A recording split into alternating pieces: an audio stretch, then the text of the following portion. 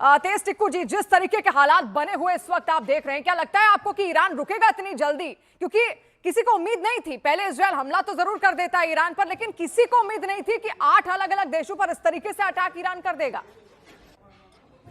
देखिए, एक तो उम्मीद तो डेफिनेटली नहीं थी, क्योंकि मैं मानता हूं कि ईरान के लेजिटिमेट टारगेट्स तो वो जगह थी जहां अमेरिकन बेसेस थे। लेकिन कई और मुस्लिम देशों पर हमला करना, मेरे ख्याल से ये मुझे समझ में नहीं आ रहा क्यों वो अपने आप को इतना आइसोलेट खुद ही कर रहे हैं। और इस वजह से थोड़ा-सा मुझे उसमें ताज्जुब भी लग रहा है कि कुछ देश तो जैसे सऊदी अरेबिया मानो, उनका वो तो बेस है अमेरिकन बेस है वहाँ पर। लेकिन सऊदी अरेबिया ने अनाउंस किया था कि हम अपनी धरती को इस्तेमाल नहीं होने देंगे ईरान के बरखिलाफ। इसी तरह मैं मानता हूँ Kuwait, Saudi Arabia, Bahrain, UAE, ये तो बेसिस हैं।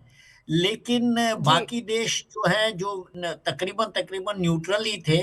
हाँ, जरूर अमेरिका के समर्थक वो रहे हैं, लेकिन मुझे लगता है इस जंग के दायरे को इतना दूर मिडिल ईस्ट में बढ़ाने की शायद ईरान को जरूरत नहीं थी। लेकिन उनकी कुछ स्ट्रेटेजिक मजबूरियां रही होंगी जो मेरी समझ में नहीं आ रही हैं। तो जी मैं मानता हूं कि ईरान के पास काफी सारा जखीरा है मिसाइल्स का। उनके पास कई तरफ के जखीरा, 2000 किलोमीटर से लेकर 1500 किलोमीटर तक उनके पास बैलिस्टिक मिसाइल्स हैं। उनके पास क्रूज मिसाइल्स भी हैं और हाइपरसोनिक मिसाइल्स भी हैं, और ये माना जाता है कि उनके पास काफी बड़ा जखीरा है। तो मैं ड्रोन्स भी समझता भारी हूँ, संख्या में है। हाँ, उनका उनका इस्तेमाल तो किया जाएगा। वो जो अपने दुश्मन मानते हैं उनके ऊपर हमला तो जरूर होगा। लेकिन स्टेइंग पावर कितना है ईरान का, मुझे लगता है इसमें थोड़ा सा हमें संदेह है। कमर आगा साहब, क्या स्टेइंग पावर है ईरान के पास? एक सवाल ये बहुत ज्यादा है। देखिए, सबसे पहले तो उम्मीद नहीं की जा रही थी कि इस तरीके से 8 देशों पर एक के बाद एक कई सारे अटैक वो कर देगा, वो भी इतने बड़े बड़े गल्फ कंट्रीज, कोई आम कंट्रीज ही नहीं है। भले ही रहे हैं ये अमेरिका के समर्थक। आपको क्या लगता है, क्योंकि ईरान को कहीं ना कहीं कम आंका गया? इससे पहले एक मीटिंग भी बाकायदा अमेरिका में हुई थी, जहां पर उनके जो वॉर सेक्रेटरी हैं वो कह रहे थे ट्रंप को कि मत लड़िए, युद्ध मत शुरू कीजिए, बहुत बुरा इसका हाल हो सकता है, नतीजे बहुत बुरे बुरे हो सकते हैं, क्योंकि वहां पर चुनाव भी अभी है, मिड टर्म इलेक्शन अमेरिका में है। आपको क्या लगता है कि क्या इजराइल और अमेरिका ने कम आंक लिया यहां पर ईरान को? ये तो कहना मुश्किल है, इसलिए कि एक युद्ध इससे पहले भी हो चुका है, उसमें भी ईरान ने इजराइल को काफ़ी क्षति पहुंचाई थी। दूसरी बात ये भी है कि ईरान शुरू से कह रहा था कि हमारे दो ऑब्जेक्टिव हैं। एक पहला ऑब्जेक्टिव तो ये है कि हम युद्ध को, ऑल आउट वॉर होगी पूरे क्षेत्र में, जहाँ जहाँ अमेरिकन बेसेस हैं उन सब मुल्कों को टारगेट करेंगे। दूसरा उसने ये कहा था कि हम तेल की सप्लाई भी डिस्टर्ब करेंगे। ये दो काम वो कर रहे हैं। शुरू से तेल की सप्लाई तो अभी इतना कोई टारगेट नहीं हुआ है, ऐसी रिपोर्ट नहीं आई है। यूएई और जो है इसने हमेशा से ईरान के खिलाफ काफ़ी समय से ये लोग खिलाफ हैं, ये सभी देश बेसिकली काफ़ी खिलाफ है। एक चीज़ और भी है, ईरान का इस समय जो सपोर्ट बेस है अरब वर्ल्ड में बहुत टॉप पे है। मैं समझता हूँ खुमैनी इस वक्त बहुत बड़े लीडर इस्लामिक वर्ल्ड के बन चुके हैं। और दूसरी बात ये भी है कि क्योंकि उनकी जो सपोर्ट थी वो गाजा वार को खुल के थी। यूएई के ऊपर अटैक के मतलब ये है कि यूएई जो है वो अब्राहम अकॉर्ड का एक हिस्सा है। इजराइल की खुफिया एजेंसी मोसाद हो या शिनबेत हो, ये सब का बहुत बड़ा सेंटर है वहाँ के ऊपर, और वहाँ से वो काफ़ी मदद भी करते हैं, कर जी रहे हैं इस वार के लिए, और उन अमेरिकन बेस भी हैं वहाँ के ऊपर। एक चीज़ और भी है, यूएई पे अटैक करने के मतलब ये है कि यूएई के अंदर जो फॉरेन इन्वेस्टमेंट है, मुझे लगता है कि वो नहीं रुकेगा।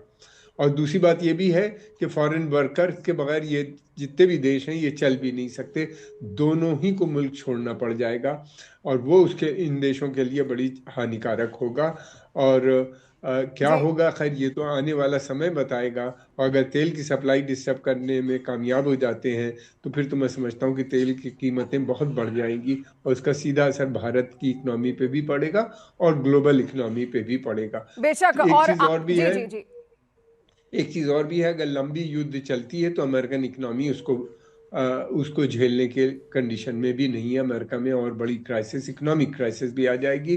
अभी देखिएगा आप अमेरिका के अंदर इस युद्ध के खिलाफ बड़े डेमोन्स्ट्रेशन। बेशक कमर आगा साहब, जिस तरीके से आप बोल रहे थे, जो तेल के दाम है उन पर साफ असर यहाँ पर देखने को मिलेगा। एक तस्वीर इस वक्त हम दर्शकों को यहाँ पर दिखा रहे हैं, अबू धाबी से तस्वीरें हैं। यूनिवर्सिटी पर अटैक किया गया है। यहाँ पर आप देखिए यूनिवर्सिटी पर यह मिसाइल अटैक हुआ है और ये ईरान का अटैक है। ईरान तमाम उन देशों को टारगेट कर रहा है जो अमेरिका के साथ गए, जो इजरायल के साथ गए और जो उसके खिलाफ रहे हैं। इससे पहले बहुत बार देखिए ईरान हमेशा से अपनी तैयारी कर रहा था। ईरान हमेशा से यूरेनियम इकट्ठा कर रहा था और इसी बात का डर बार बार इजरायल को था, इसी बात का डर बार बार अमेरिका को था।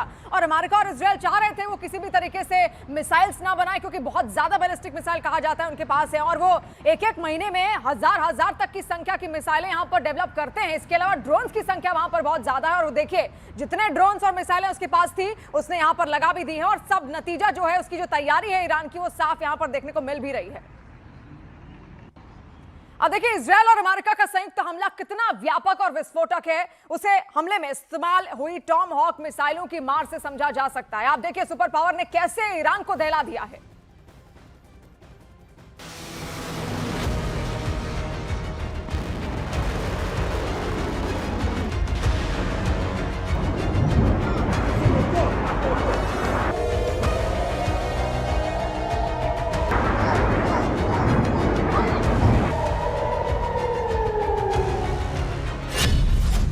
दिन दहाड़े ईरान पर तूफानी हमला, 30 जगहों पर हवाई हमले।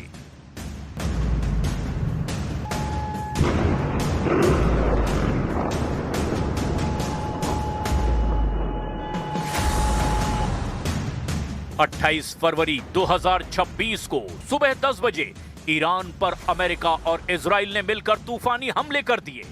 ईरान की राजधानी तेहरान में भीषण धमाके हुए हैं। ईरान में लगभग 30 जगहों पर हमले हुए। हमलों का मुख्य टारगेट ईरान की टॉप लीडरशिप, मिसाइल अड्डे और परमाणु ठिकानों को बताया गया। इजराइल ने ईरान के खिलाफ अपने नए ऑपरेशन का नाम लियोनस रोर यानी कि शेर की दहाड़ रखा है। अमेरिकी अधिकारियों के हवाले से बताया गया कि ये अमेरिका और इजराइल का ज्वाइंट मिलिट्री एक्शन है। अमेरिकी राष्ट्रपति डोनाल्ड ट्रंप ने इस बड़े कॉम्बैट ऑपरेशन की पुष्टि करते हुए कहा कि इसका लक्ष्य ईरान के खतरे को खत्म करना है। इजराइल ने दावा किया कि उसने ईरान के राष्ट्रपति मसूद पजेश्कियान और सुप्रीम लीडर अली खामनेई को निशाना बनाया है, लेकिन किसी के भी घायल होने या मरने की पुष्टि नहीं हुई है। ईरान में 30 जगहों पर अमेरिका और इजराइल ने हमले किए हैं। ईरान की राजधानी तेहरान में कई बम और मिसाइलों से स्ट्राइक की गई है। ईरानी शहर कोम में हमले हुए हैं। पश्चिमी ईरान के करमानशह पर भी हमला हुआ। ईरान के इस्फान पर हमला हुआ। तेहरान के पास सबसे बड़े शहर कराज पर हमला हुआ। कराज तेहरान के पास बड़ा शहर है। इस्फान यहां ईरान का सबसे बड़ा परमाणु अनुसंधान केंद्र और मिसाइल उत्पादन संयंत्र है। यहां पर भी हमले की खबर है। Began major combat operations in Iran. Our objective is to defend the American people by eliminating imminent threats from the Iranian regime, a vicious group of very hard, terrible people. Its menacing activities directly endanger the United States, our troops, our bases overseas, and our allies throughout the world. For 47 years, the Iranian regime has chanted death to America and waged an unending campaign of bloodshed and mass murder, targeting the United States, our troops, and the innocent people in many, many countries. אחיי ואחיותיי, אזרחי ישראל, לפני שעה קלה יצאו ישראל וארצות הברית למערכה משותפת, מבצע שאגת הארי. מטרת המבצע לשים קץ לאיום ממשטר האייתולות באיראן. בשעה זו תוקף צה"ל מטרות של משטר הדיכוי. Fordow और Natanz, इन भूमिगत परमाणु ठिकानों पर bunker buster बमों से प्रहार की सूचना है। IRNA समाचार एजेंसी के मुताबिक इलम शहर के पश्चिमी और दक्षिण क्षेत्र में विस्फोटकों की आवाजें सुनाई दी गई। ईरान के सुप्रीम लीडर अली खामनेई के दफ्तर और घर पर भी हमला कर दिया गया। हालांकि रिपोर्ट में दावा किया गया कि अली खामनेई तेहरान से सुरक्षित जगह पर भाग गए हैं। इसके अलावा यूनिवर्सिटी स्ट्रीट, जमहूरी क्षेत्र और उत्तरी तेहरान के सैयद खदान इलाके में मिसाइलें गिरी है। नेतन्याहू ने अमेरिका इजराइल के हमलों के बाद अपने पहले वीडियो मैसेज में तेहरान में शासन बदलने की बात कही। उन्होंने ईरान की जनता से कहा कि वो जुल्म के बोझ को हटाएं और एक आजाद और शांतिपूर्ण ईरान बनाएं।